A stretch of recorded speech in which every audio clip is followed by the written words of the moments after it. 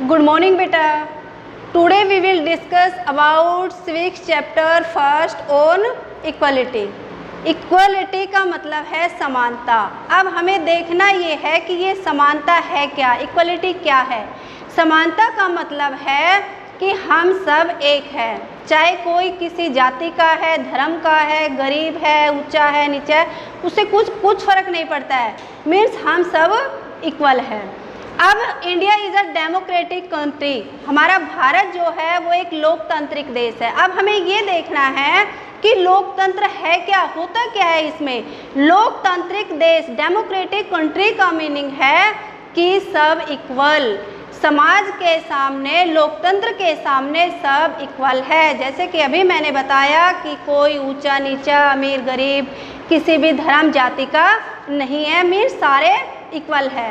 अब इस चैप्टर में एक स्टोरी के थ्रू मैं आपको थोड़ा समझाना चाहूँगी कि इसमें क्या है। समानता से रिलेटेड ही है कि दो फ्रेंड होती है, सुजाता और कांता। जब वो दोनों फ्रेंड वोट डालने जाती है तो कांता जो है अपनी फ्रेंड सुजाता से कहती है कि देखो, मुझे ये देख के बड़ा अच्छा लग रहा है कि मेरा मालिक जो है और उसके पड़ोसी वो भी उसी लाइन में खड़े हैं जिस लाइन में हम खड़े हैं। ये देख के मुझे बहुत ज़्यादा खुशी हो रही है कि देखो वो मालिक है हमारे और हम उनके घर में काम करते हैं, बट वोट डालने का हमें एक सेम अधिकार है, इसलिए हम एक लाइन में खड़े हैं। ये देख के मुझे अच्छा लग रहा है।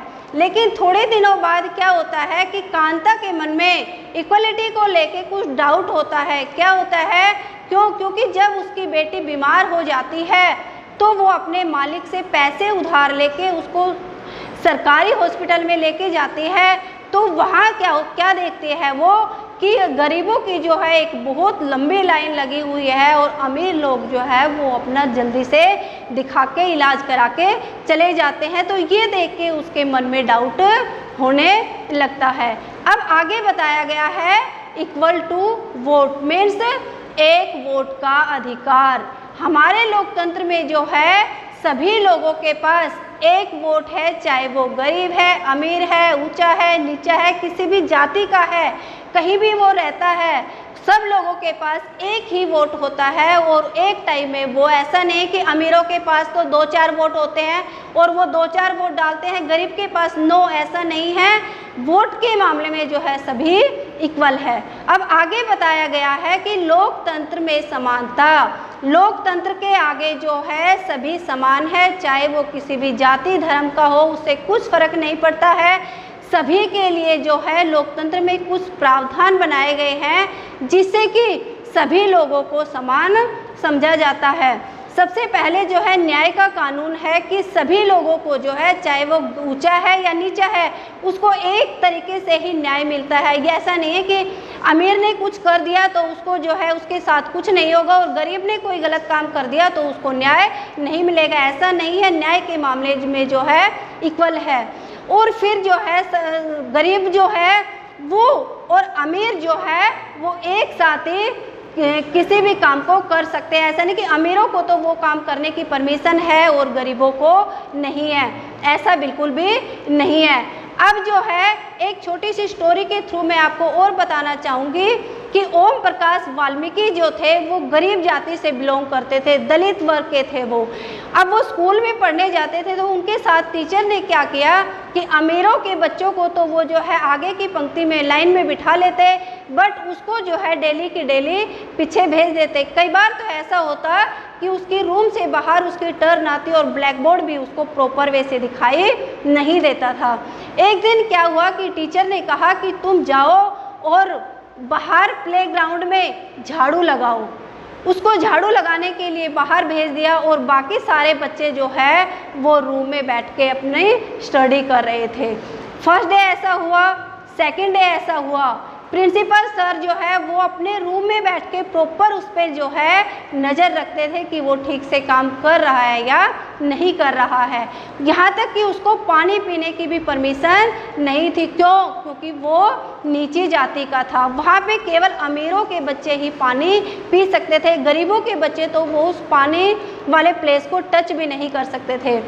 फर्स्ट डे ऐसा हुआ, सेकंड डे हुआ, एक दिन उसके फादर बाहर से जा रहे थे, उनकी नज़र अचानक उस पर पड़ी और उसने ओम प्रकाश वाल्मीकि को स्कूल में झाड़ू लगाते हुए देखा। वो तुरंत स्कूल के अंदर आए और उसका हाथ पकड़ के प्रिंसिपल सर के पास लेके गए और बोले ये सब क्या हो रहा है। उसको बहुत गुस्सा आया, चिल्लाया कि ये क्या हो रहा है, और वो उनको गुस्से में बोल के गया कि एक दिन ऐसा होगा कि ये इसी स्कूल में पढ़ेगा और ऐसे बहुत सारे बच्चे आएंगे जो इस स्कूल में ही पढ़ेंगे। उसका कहने का मतलब था कि गरीब के बच्चे भी इसी स्कूल में पढ़ेंगे, ऐसा होगा, और भी बहुत सारे गरीब के बच्चे आएंगे जो यहाँ से स्टडी करके निकलेंगे। और फिर वो अपने बेटे को अपने साथ लेके चला गया।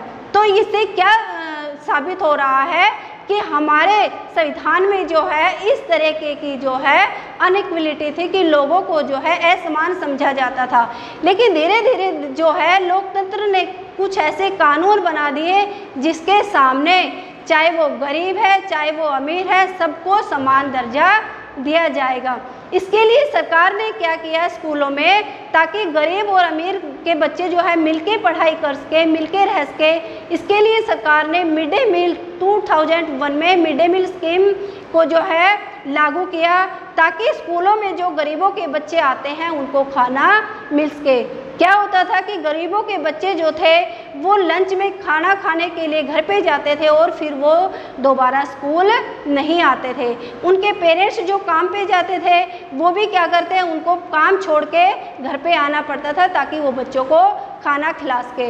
ये सोच के सरकार ने कि बच्चे जो है प्रॉपर वे से स्कूल आएंगे और बच्चों स्कूल में जो है बच्चों की स्ट्रेंथ भी बढ़ेगी, कि पढ़ाई के साथ साथ बच्चों को जो है खाना भी दिया जा रहा है। ये सोच के सरकार ने इस स्कीम को लागू किया और ये काफ़ी हद तक जो है ये स्कीम जो है अच्छे लेवल पे काम कर रही है। और मेन जो सरकार का वो था कि इस समानता को बनाए रखना।